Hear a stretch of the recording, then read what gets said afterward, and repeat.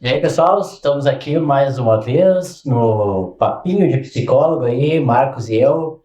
E hoje eu já vou começar provocando ele aí para falar sobre um tema bem interessante dentro da terapia cognitivo-comportamental e, claro, na nossa prática clínica, assim, como é que a gente faz isso, né?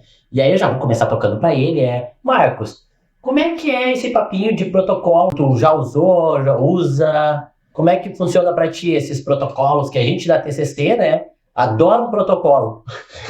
Parece, a gente anda com os protocolos e parece que é aquelas flores, né? Então, como é que é esse papinho de protocolo? Usa, já usou? A terapia cognitivo-comportamental ela é baseada em evidências, né? E isso implica que, para fazer um estudo científico para verificar se aquela abordagem terapêutica, se aquele protocolo de tratamento funciona, né? O que acontece? A própria pesquisa exige um protocolo, né? E para mostrar a validade, eu tenho que aplicar esse protocolo. Então, a terapia cognitivo-comportamental, exatamente por ser baseada em evidências, gera muitos protocolos. Cada pesquisador na área de clínica, ele vou, né, testar um tratamento para depressão. Aí ele estrutura como é que é o começo, como é que é o meio, a primeira sessão, a segunda sessão, a terceira sessão, enfim. Né? E o que acontece? Ele faz um estudo, ele faz uma pesquisa para aplicar esse protocolo e ver se é possível tratar a depressão com aquele protocolo. Então, a gente vai encontrar protocolos dos mais diferentes, né? Protocolos a depressão em 12 sessões, em 16 sessões, né? Vai ter meu Deus, né? Vão arrepiar os cabelos com 12 sessões para tratar a depressão, por exemplo. Sim. Mas o que acontece é que se fizer um protocolo muito longo, às vezes é caro pra caramba para fazer uma pesquisa, né? E ficar, tem que pagar um monte de terapeuta, tem que ter nos Estados Unidos, quando você faz esse tipo de pesquisa, elas são muito caras. Né? Tem que ter o grupo controle, tem que ter o grupo empírico, tem que fazer uma série de cuidados, né? E tem que ser terapeutas treinados e tudo mais. E aí, eles elaboram esses protocolos, e esses protocolos, então, tem, por exemplo, né, o Barlow, que vai ter um manual dos transtornos mentais ali, né, do tratamento dos transtornos mentais, que ele traz os tratamentos de escolha, né, aqueles que são mais eficientes, ele traz esses protocolos, caracteriza o transtorno, traz um caso, primeira sessão, segunda sessão, terceira sessão. Né? Se a gente pega esses protocolos, mesmo se a gente pegar o livro básico, aquele da Judith, né? Okay. O que acontece? Ela não vai dizer a primeira sessão, segunda sessão, terceira sessão, quarta sessão. Né? Se tu tentar aplicar aquilo daquele jeito, não vai funcionar, não vai fazer o que diz para fazer na primeira sessão. Até porque, nas pesquisas, antes da pessoa vir para o terapeuta, ela foi triada, ela foi diagnosticada, foi verificada se ela se encaixa no estudo, se ela tem só depressão e não tem outras coisas, se ela, né, é só aquilo ali, porque como o protocolo é para depressão, ele foi desenhado para tratar apenas depressão. Aquele recorte ali. Exatamente. Então, a pessoa tem que ter um perfil muito específico e ela já foi diagnosticada, como eu disse, ela já foi triada, quando ela já começa o tratamento em si, né? Não é assim que acontece na clínica. Não, até porque eles não falam dessa primeira etapa muito bem nos protocolos e tudo mais. Eles não falam de criação de vínculo, eles não falam de história pregressa, eles não falam de contexto ali que está quente, que ela está vivendo, né? Eles não consideram isso que a gente tem muito rico na clínica, por exemplo, né? Que isso é o que vem mais. Essa bagagem do paciente, e não só um recorte, mas ele como um todo, né? E aí começa a aplicar o protocolo depois que o paciente tem uma psicoeducação, sabe como é que funciona a terapia cognitivo, que faz uma parte colaborativa também, né? Terapeuta e paciente, enfim. E aí a gente começa a aplicar, experimentar uma etapa do protocolo, ver como é que vai sentir, porque o paciente não sabe que ele vai estar ali e a gente vai aplicar um protocolo com 8 encontros. Né? Então a gente tem que ter, e na pesquisa, na produção dos protocolos, ele já sabe por que ele está ali, por que ele veio, o que vai acontecer com ele. E dentro da clínica, não. Então por isso que às vezes vou resolver o seu problema em 1 ano, em 9 meses tu vai nascer de novo. Isso não funciona assim, porque a gente não consegue controlar o que um estudo controla, que é essas variáveis aí que ficam oscilando durante a sessão, e durante a semana, e durante o mês, e o ano, e assim por diante. O nosso paciente não vem só com depressão. Ele vem com depressão e com alguma outra coisa, né? Com problemas de conflito familiar. Ele vem e aquilo atrapalha o processo, só que ele está deprimido e tem conflitos seríssimos na família.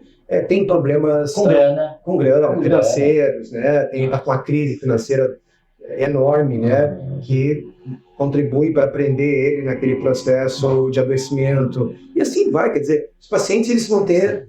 Né, daqui a pouco a gente está tratando, sei lá, uma depressão e o paciente naquela semana bate o carro ou perde alguém querido. Exatamente. E aí o protocolo não prevê isso, né? O protocolo não prevê essas coisas que é da vida. Então cabe a gente também, né, observar esses protocolos, mas também não levar tão rígido, assim, inflexível.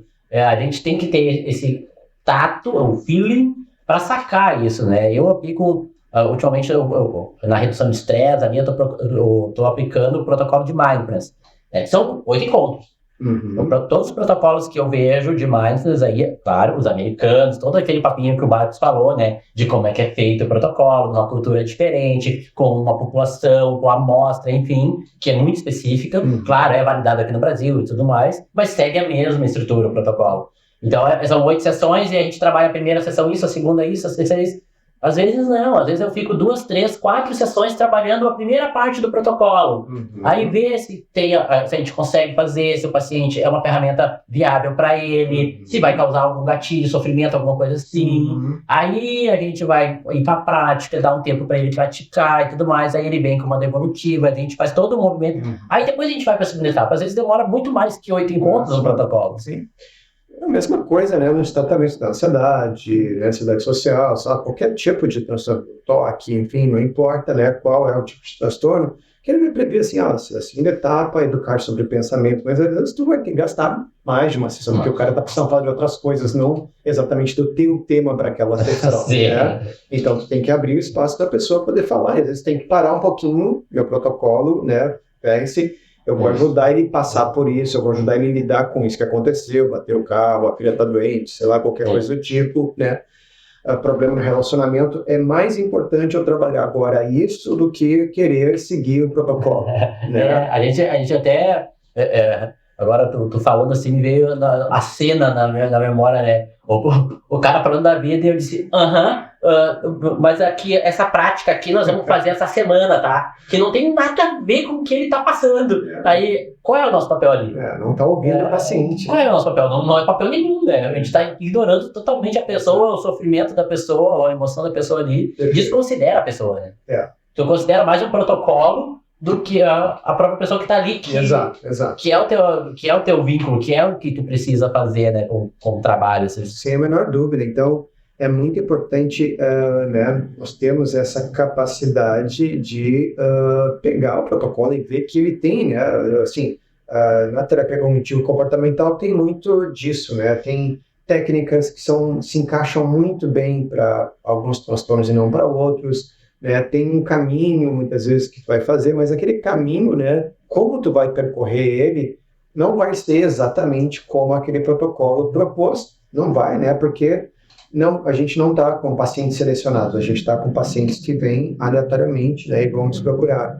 Eles não são daquela cultura, eles não se encaixa exatamente, né? Então tem que ter essa validade ecológica e não apenas uma validade muito restrita, né? Até que eu me refiro a ecológica, que é assim, eu estou no mundo real e tem muita coisa acontecendo, né? E o protocolo não está considerando essas coisas, eu preciso levar em conta essas coisas e poder adaptar esse protocolo, seguir as diretivas gerais, seguir, né, os aspectos norteadores que ele traz, né? seguir um pouco aquela ordem, mas, como tu disse, o protocolo é 8 sessões, mas eles vão gastar 2, 3 no lugar que está previsto uma, né? E depois eu vou para outra etapa e também posso testar mais 2, 3 no que estava previsto mais uma, porque cada pessoa tem o seu processo, cada pessoa tem, né, uma sua vida e tem os seus complicadores e vários estressores que muitas vezes vão atrapalhar realmente aquele processo. Eu vou fazer uma brincadeira aqui, se me permite. Ele ficou até com a cara de medo, agora atenção, olha, meu Deus. Mas olha só que interessante, eu sempre brinco com a galera, né, que todo mundo sai com o diploma de psicólogo. Todo mundo é psicólogo, né? Até então, né, pegou o diploma, tá habilitado e tudo mais, mas nem todo mundo sai como bom psicólogo, né? Eu acho que isso alguns saem como bons psicólogos, tem um diferencial ali, sei lá, se envolvem em pesquisa, em extensão, vai além da graduação, né? E aí já tem um diferencial, mas não torna bom, mas enfim, é um critério que a gente pode considerar. E também tem essa segurança de poder flexibilizar essas questões de protocolo, consegue ter uma visão mais ampla da situação, não tão focada naquilo que está fazendo, mas naquilo que está acontecendo à sua volta, que essas questões às vezes não tá no protocolo. Não tá no protocolo. Tá na tua experiência, tá na troca com o colega, que tu vai sacando como é que ele faz, ele se permitiu não fazer igual tá no protocolo porque ele precisou de mais sessões, então às vezes, no início, assim, a gente fica inseguro de não seguir o que está direitinho, quadradinho ali, né? Mas isso de não seguir, não é que não seguir as normas e a metodologia científica, mas não seguir o que está ali, se permitir enxergar o paciente primeiro, tentar resolver o que está mais quente no paciente, o que ele está trazendo, isso te torna bom. Não é, e eu vou brincar de novo, não é tu aplicar o protocolo e olhar para frente e ganhar a ideia do professor que eu apliquei certinho. Claro. Mais uma vez, não é isso, né? E isso foi uma coisa que bateu muito. Na faculdade, eu estava treinado para ganhar nota. E eu quero nota boa, eu quero nota alta. E aí, quando chega do paciente que eu quero aplicar o protocolo, eu só vou ganhar nota boa se aplicar o protocolo. Claro. Né? E aí eu olho para frente e, não vou ganhar nota nenhuma. E qual é o sentido de eu estar fazendo de forma tão rígida aquele protocolo se é para mim mesmo, o paciente não está sabendo, não está se envolvendo e contribuindo para aquilo. Muitas vezes, bem pelo contrário, a resposta ou o andamento do protocolo não vai ter validade nenhuma, porque as respostas estão com as emoções muito ativadas, distorcidas, pensamentos automáticos e tudo mais, e não vai valer. Aquilo que a gente está querendo estruturar não vai valer. Sim, não tem valor real. Isso, não vai valer. Isso, Marcos, não vai ter valor real. Tem que fazer uma regulação emocional, ele tem que estar no estado típico de funcionamento dele, para a gente conseguir fazer esses movimentos. Claro. E é interessante, né, isso que está falando do psicólogo ser bom psicólogo, né? A competência, ela é a reunião, a conjugação de conhecimento. Quando eu aplico o protocolo, é conhecimento. Se eu vou lá e decoro o protocolo e vou lá e uso ele bem direitinho, isso é conhecimento. Mas eu preciso reunir conhecimento com habilidade. Quando eu tenho conhecimento mais habilidade, isso gera competência. Se o cara só tem habilidade, mas não tem conhecimento, isso não gera competência. Ele é só habilidoso, ele só tem jogo de cintura e tal, mas ele não falta base, ele precisa de conhecimento. O cara só tem conhecimento, mas o cara não tem habilidade. Também, ele é um robozinho, só aplica o negócio. É técnico, perfeito. Não consegue alterar. Só faz aquilo ali.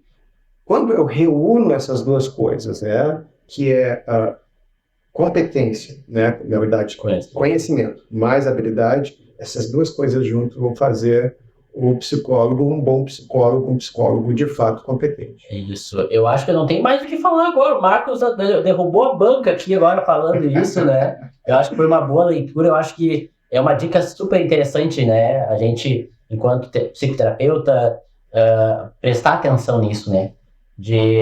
Dessas habilidades, conhecimento e como tudo tem que fluir. Eu não posso deixar nenhum para trás, porque depois eu vou ter que ir lá atrás buscar o conhecimento que eu não tive ou essa habilidade que eu não desenvolvi.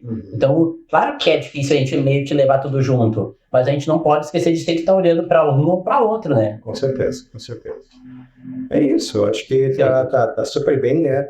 E, de novo, o convite para vocês conversarem com a gente, né? Comentem sobre se vocês conhecem protocolos, tem algum que vocês gostam, se vocês aplicam, como vocês fazem. Se vocês seguiram a risca o protocolo, ou já tiveram que fazer alguma coisa entre uma sessão e outra ali do protocolo. Então, isso é bem bacana, né? Comentem se vocês também têm flexibilizado, né? O que vocês sentem medo, às vezes, de não seguir exatamente, né? Acho que isso é bem legal para a gente ter essa conversa, né? E talvez até pontuar alguma coisa que a gente possa ter esquecido, né? Vai que assim, mas vocês estão esquecendo que não sei o que, né?